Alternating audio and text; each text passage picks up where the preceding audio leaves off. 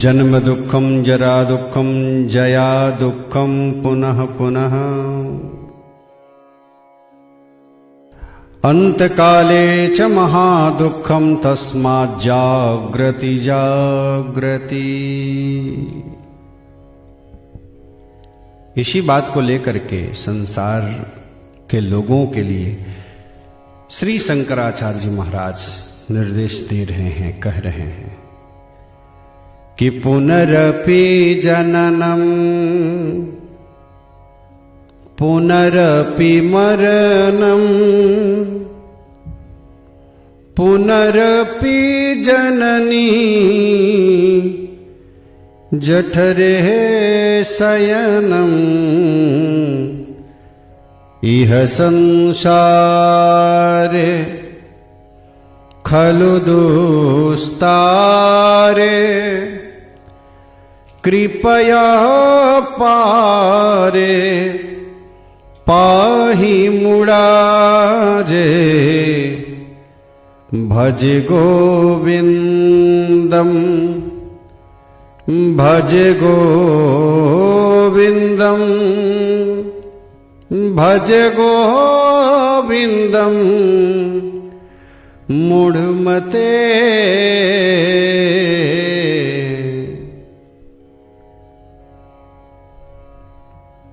जन्म लेना, मृत्यु को प्राप्त होना, मां के गर्भ में आना, फिर संसार के प्रति ममत्व को बढ़ जाना, संसार में लिपट जाना, जिस प्रकार से सूर्योदय प्रातः काल में उदित होकर के और संध्या कालीन तक सूर्यास्त हो जाता है, ठीक उसी प्रकार अपना जीवन भी है। हमने जन्म लिया, धीरे धीरे जवानी अवस्था को प्राप्त किए, वृद्ध हो गए और यहां से समाप्त हो गए, तन को छोड़ करके चल दिए। लेकिन आपने किया क्या कि भज गोविंदम भज गोविंदम भज गोविंदम मूढ़मते। अरे मूर्ख मन, तुम परमात्मा का भजन करो, ईश्वर का चिंतन करो, परमात्मा का भजन करोगे, जीवन कृतार्थ हो जाएगा, पावन हो जाएगा। इसी के लिए कहा, मुस्कुरा कर गम के रस को जिस पे पीना आ गया, सच कहो तो इस जगत में उसको जीना आ गया। गम को भी मुस्कुरा करके मानो, हंस करके मुस्कुरा करके अपने जीवन को व्यतीत कर रहा है। इसका मतलब है उसने अपने जीवन में जीने की कला सीख ली।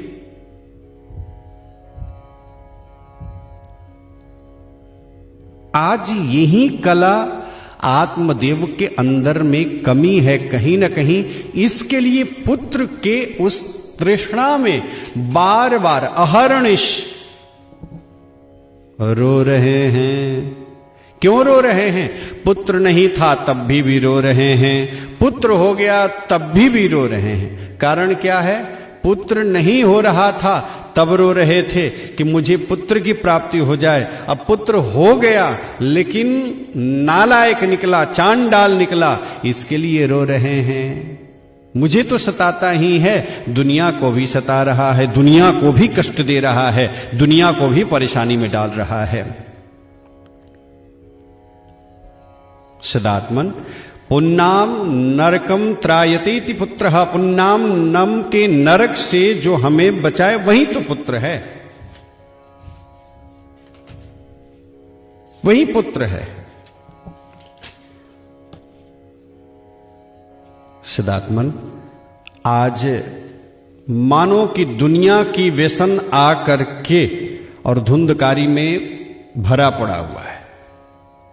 दुनिया के व्यसन को अपने मानव के पास मिला करके रखा हुआ है।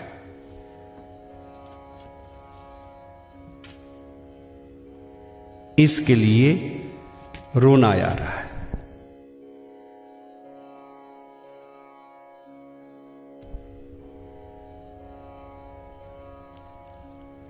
और संसार में व्यसन जब जीव के अंदर आ जाए ना, तो मानो कि वह धीरे धीरे धीरे धीरे उस जीव को खोखला कर देती है।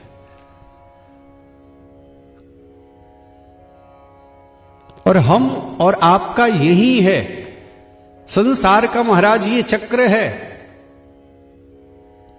घर में मेरे सुखी हो जाएं, परिवार वाले सुखी हो जाएं, सगे संबंधी आए, देखे तो अरे इतनी शौकीन से ये रह रहा है, इतनी इसके पास में धन संपत्ति हीरे जवाहरात पड़े हुए हैं। बस दिखावे का जीवन जीने में हम लोग अधिक पसंद करते हैं। और परमात्मा कहते हैं दिखावे के जीवन से तुम परे हो जाओ। एक बात कहूं, कोई भी इस संसार में दुखी नहीं है अपने दुख से। संसार में अपने दुख से दुखी कोई नहीं है, अपितु आपके सुख को देख करके लोग अधिक दुखी हैं। भाव ये नहीं है कि मैं फेल हो गया, नहीं पढ़ा था फेल हो गया, लेकिन जलन इस बात को लेकर के है कि बगल वाला पास क्यों हो गया। संसार में लोग ऐसा ही अधिक मिलेंगे। लोग जलाने के लिए आपको कुछ कह रहे हैं, कहते भी हैं, और ये समझ लीजिए आप यदि अच्छे काम भी करेंगे ना, तो बुरा कहने वाले को आप रोक नहीं सकते हो, और बुरे कार्य भी करेंगे तो बुरा कहने वाले बुरा कहेंगे ही। और बुरा क्यों करना है? इस संसार में आकर के हमें बुरा क्यों करना है? बुरे से तो बचना है, लेकिन आत्मदेव महाराज बार बार मना कर रहे हैं कि अरे धुंधकारी, ये तेरा कार्य अच्छा नहीं। क्यों? क्योंकि हम सब ब्राह्मण हैं ना, और ब्राह्मणों के अंदर इतनी व्यसन आकर के भर जाए, ये अच्छी बात नहीं है, ये अच्छी बात नहीं है। और महाराज आज उसके अंदर, धुंधकारी के अंदर, लोगों को सताने के लिए तो बार बार लोगों को सताता है, यहां तक मुर्दे के हाथ से भी पिंड को छीन करके और उसे भी खा जाता है। आचार विचार से परे हो गया, आचार विचार से ये परे हो गया है। आज आत्मदेव महाराज को के मन में बड़ी गलानी हो रही है। मैं कहां जाऊं, किससे जाकर के अपनी आत्म व्यथा कहूं, किसको अपनी सुनाऊं बातें। मेरा बेटा तो बड़ा दुष्ट निकला, बड़ा कुपातर है ये, शराब पीना चालू कर दिया महाराज। अरे आजकल तो फैशन बन चुका है शराब का। एक बात कहूं, शराब का जब अलग अलग शब्दों में विभाजन करेंगे ना, तो पता चलेगा स, रा और व, 3 शब्द है शराब में। धुंधकारी ने ये व्यसन उसके अंदर ही आ गई। स का अर्थ है 100%, रा का अर्थ है राक्षस जैसा, व का अर्थ है बना देने वाला। शराब का अर्थ है 100%, जो राक्षस बना दे, उसी का नाम शराब है। लोग कहता है महाराज हम तो शराब छोड़ दिए। क्यों? हम तो अब दारू पी रहे हैं। कहा कि उसको जब अलग अलग करेंगे ना, तो पता चलेगा। रू, दा का मतलब होता है दाव पर, और रू का मतलब होता है रोह, यानी शरीर। शरीर को अपने दाव पे लगा देना, यही है दारू। अच्छा नहीं है। लोगों ने कहा कि आजकल महाराज मैं न शराब पी रहा हूं और न दारू पी रहा हूं, हम तो मदिरा पीते हैं। जब उसको भी अलग अलग शब्दों में विभाजन करेंगे तो 3 शब्द आता है मदिरा। म का अर्थ होता है मरघट, दी का अर्थ होता है दिखा देने वाला, रा का मतलब होता है रास्ता। जो मदिरा पीने के बाद आपको मरघट का रास्ता दिखाए वही मदिरा है। आजकल तो चला हुआ है महाराज, न हम शराब पीते, न दारू पीते, न मदिरा पीते, हम तो वाइन पीते हैं। उसमें भी 4 वर्ड है, WINE।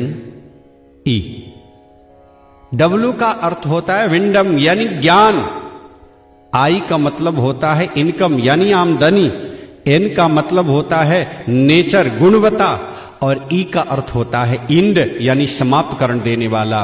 वाइन पीने के बाद ज्ञान, गुणवत्ता और आमदनी का जो समाप्त कर दे उसी का नाम है वाइन। विचार करिए, एक बार तो 3 शराबी, 3 दोस्त खूब अधिक जो है शराब पी लिए, खूब अधिक शराब पी लिए। रात्रि हो गई, चलो अब घर।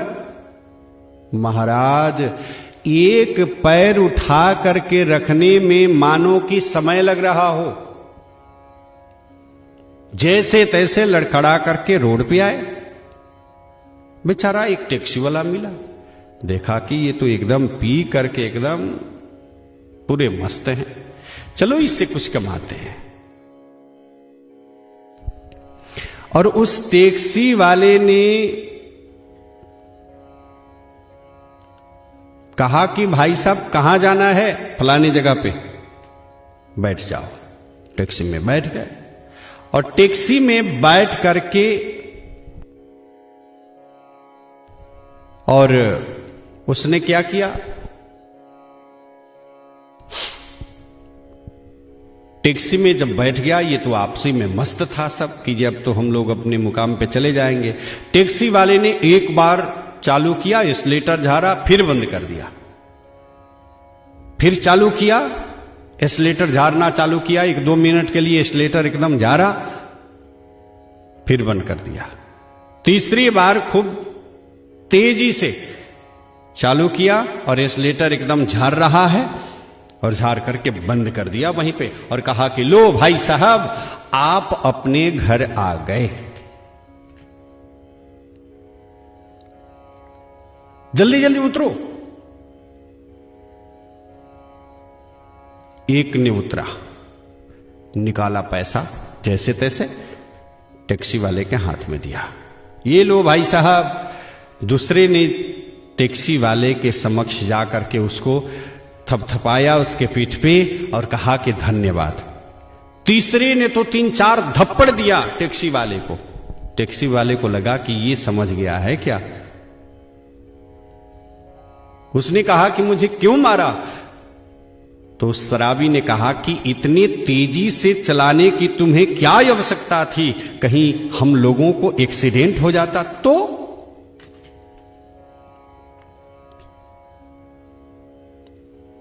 जैसे तैसे टैक्सी वाले ने वहां से जो निकला पैसा लेकर के, मूर्ख बना करके, महाराज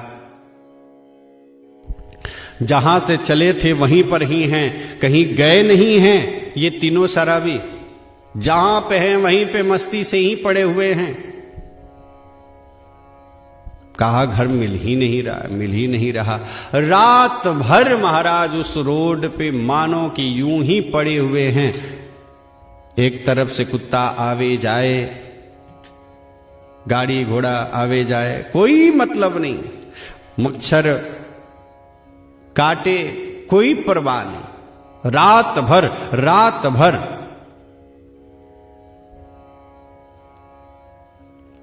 उसी जगह पे पड़े रहे, उसी जगह पे पड़े रहे।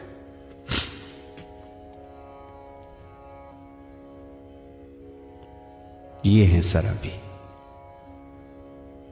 एक बार तो एक संत एक व्यक्ति को कहे कि आप बहुत शराब पीते हो, मुझे शिकायत मिली कि आप अधिक शराब पीते हो, मुझे भी अच्छा नहीं लगा। घर परिवार में इतने कलह हो रहे हैं, आपके बच्चे भी बड़े बड़े हो रहे हैं, उसके बाद उनकी पढ़ाई की खर्च, घर में घर परिवार का खर्च, फिर भी ऊपर से तुम पीना, ये तो अच्छी बात नहीं है ना।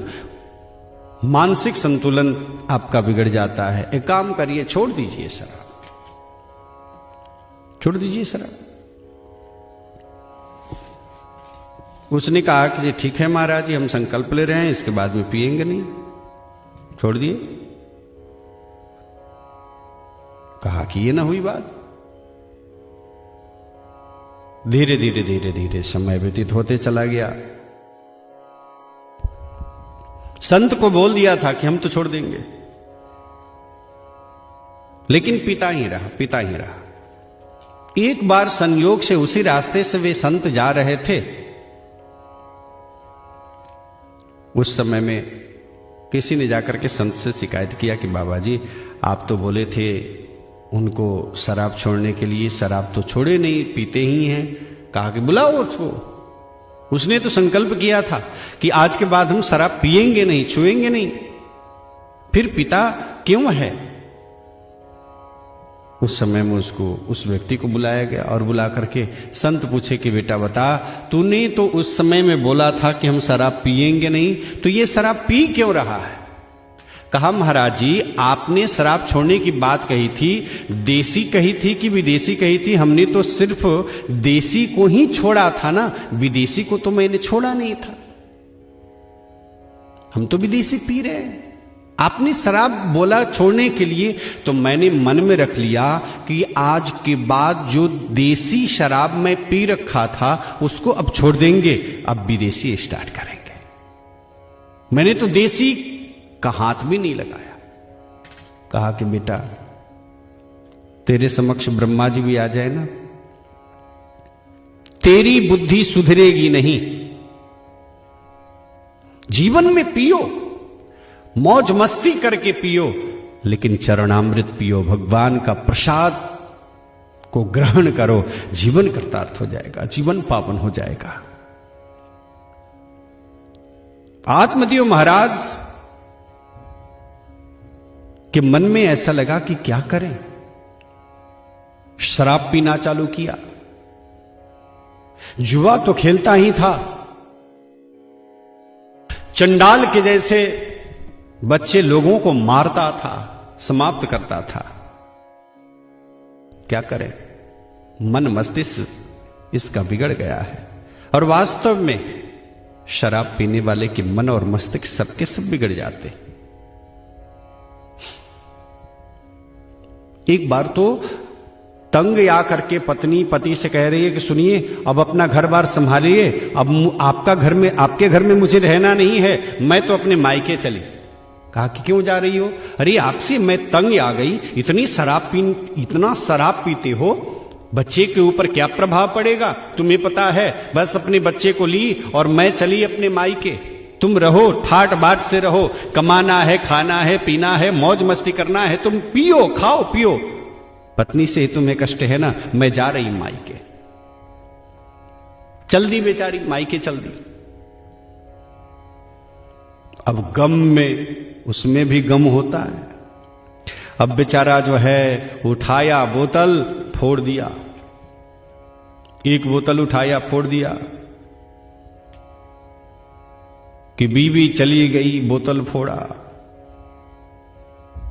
दूसरा बोतल उठाया, उठा करके फोड़ दिया, बच्चे हमसे दूर हो गए। तीसरा उठाया, बोतल को फोड़ा कि नौकरी भी हमारी चली गई। जब चौथा उठाया बोतल तो उसमें पूरा भरा पड़ा हुआ शराब था, तो उसने हृदय से लगाया कि तेरा कोई कसूर नहीं है, इसे साइड में रखो। विचार करिए, आज तेरे कारण से समाज में लोग दुखी हो रहे हैं, कष्ट को भोग रहे हैं तेरे कारण से। क्यों करना है ऐसे? अरे संस्कार तो आओ, संस्कार तो लेकर के आओ। और उस समय में रो रहे हैं, बिलख रहे हैं। और उस समय में उपदेश कर रहे हैं कौन? एक पुत्र अपने पिता से उपदेश कर रहा है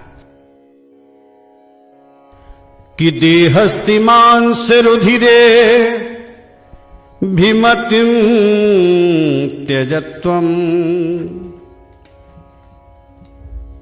जायाः सुतादिषु सदा ममता विमुंचः। इस शरीर में आखिर खोजोगे तो क्या तुम्हें मिलेगा? क्या प्राप्त होगा? इस शरीर के ऊपर बार बार तुम घमंड करते हो कि हम बड़े सुंदर हैं, हम बहुत ही अच्छे हैं, नालायक नहीं हैं, बड़े घमंड करते हो। लेकिन इस शरीर में भरा पड़ा क्या है? गोकर्ण जी महाराज कह रहे हैं कि इस शरीर में सिर्फ यदि ऊपर से छाल हटा दिया जाए ना, तो लोग देख करके मुख को मोड़ ले। सिर्फ ऊपर से छाला हट जाए, तेरे पास में लोग सटने नहीं आएंगे, हम सबके पास सटने नहीं आएंगे। देहस्ति मांस रुधिरे भीमतिं त्यजत्वम्, इसके ऊपर इतनी ममत्व भरा पड़ा हुआ है, इस ममत्व को हम सब परित्याग नहीं करते, छोड़ते नहीं। जया सुता दिशु सदा, पत्नी से ममत्व, बच्चे से ममत्व, घर परिवार से ममत्व, यहां तक मकान घर द्वार सब से ममत्व।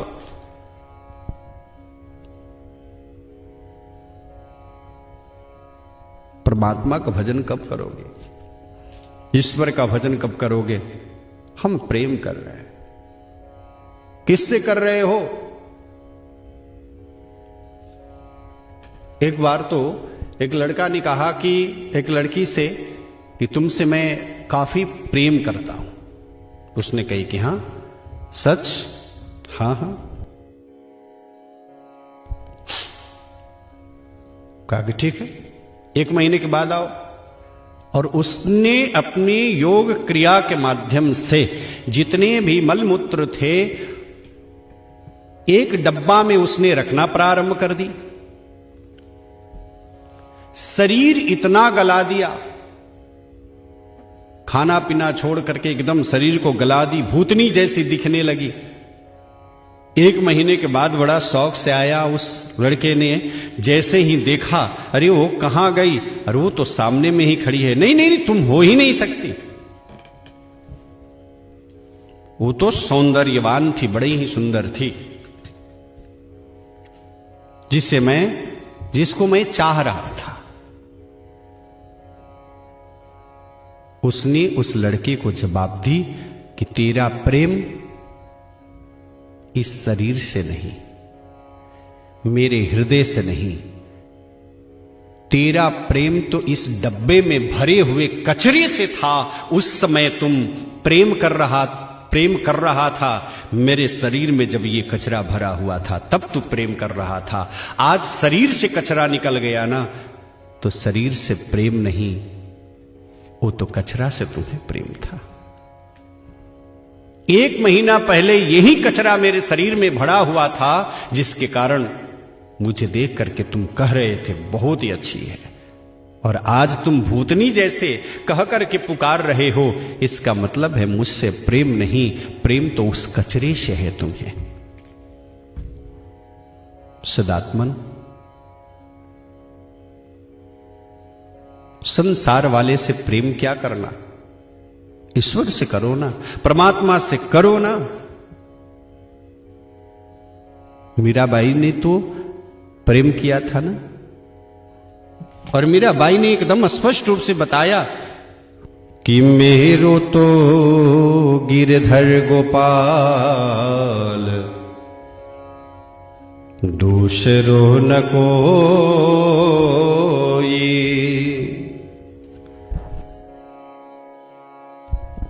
मेरे तो सिर्फ गिरधर गोपाल ही हैं, इस संसार में मेरा दूसरा कोई भी नहीं। आवो मेरी सखिया मुझे मेहंदी लगा दो,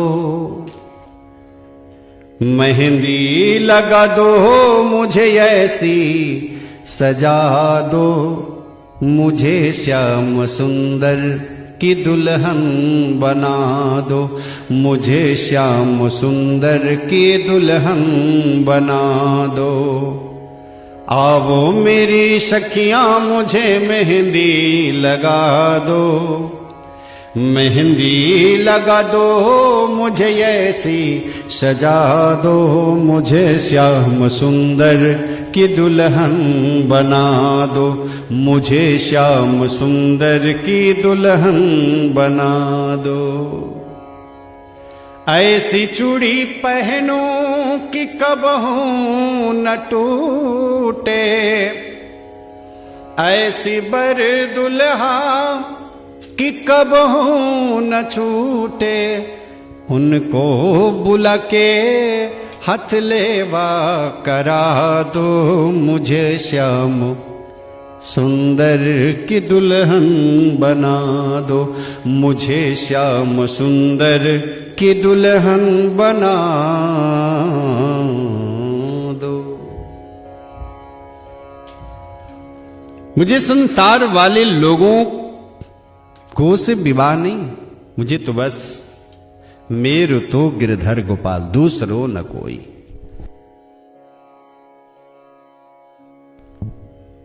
रो रहे हैं, बिलख रहे हैं, मैं क्या करूं, कहां जाऊं, किसके पास जाऊं।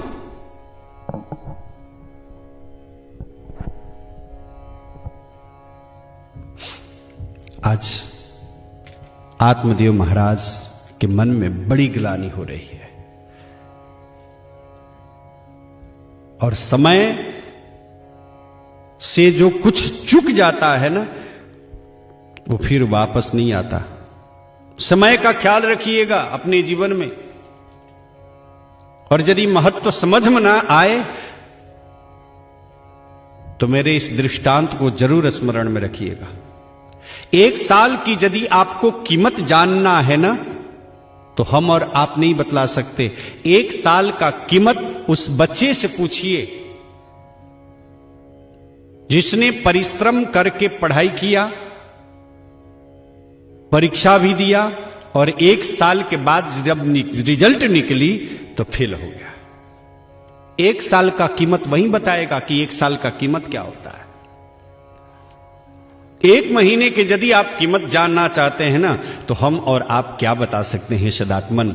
1 महीने की यदि कीमत आपको जानना है ना, तो उस गर्भवती महिला से पूछिए कि 8वां महीना चढ़ा हुआ है, 9वें महीने में प्रवेश करने वाली हैं, 1 महीना का समय कैसा होता है, 1 महीने का कीमत कैसा होता है, कितनी वेदना, कितनी प्रसव के समय में कितनी पीड़ा होती है। 1 महीने का समय का यदि कीमत जानना चाहते हैं ना, तो उस प्रसव होने वाली स्त्री से पूछिए। 1 घंटे की कीमत आपको जानना है ना, तो हम और आप नहीं जान सकते। उस प्रेमिका के इंतजार में उस प्रेमी से पूछिए। 1 मिनट की कीमत यदि आप पहचान करना चाह रहे हैं ना, तो हम और आप नहीं जान सकते। कहा कि जिसे दिल्ली जाना था, यहां से घर से निकला और जाते जाते स्टेशन पे पहुंचा, 1 मिनट देरी हो गई, सत्याग्रह एक्सप्रेस छूट गई, चली गई, हम छूट गए, स्टेशन पे ही पड़े रह गए। कहा कि 1 मिनट यदि पहले मैं आया होता तो मैं रक्सौल स्टेशन पे नहीं, अपितु तो मैं ट्रेन में होता। मुझसे पूछिए कि 1 मिनट का कीमत क्या होता है। समय का चक्र बड़ा बलवान है, बहुत बलवान है। यही समय आपको राजा भी बना सकता है और यही समय आपको रंक भी बना सकता है। और मैं दावे के साथ कहता हूं कि आपके जीवन में आज का दिया हुआ कष्ट, आज का किया हुआ परिश्रम कल के लिए यही भाग्य हो करके, यही आपके लिए सुख और शांति लेकर के उपस्थित रहेगा। लेकिन आज चाहोगे कि हम सुख कर लें, तो कल तुम्हें दुख होने से कोई रोक नहीं सकता।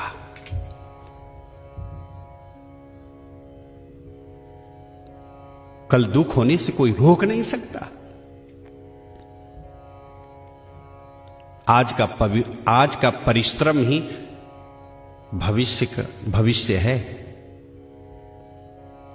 आज जितना परिश्रम करोगे, आज यदि पढ़ाई में मन नहीं लग रहा, इसका मतलब है आने वाले जीवन में तुम्हें दुख से कोई रोक नहीं सकता, कष्ट होने से कोई रोक नहीं सकता, परेशानी देने से होने से कोई रोक नहीं सकता। ये सीमा है। आज जितना कमाओगे, जितना अर्जन कर दोगे, कल के दिन में तुम्हें सुखपूर्वक बैठ करके सिर्फ खाना ही रहेगा। अरे मैंने तो कमा लिया, अब शेष जीवन में बस बैठ करके आनंद पूर्वक अब खाएंगे। विचार करो, यदि यही विपरीत हो जाए कि बस बैठ करके अब सिर्फ हमें खाना है, कल देख लिया जाएगा। कल को किसने देखा है?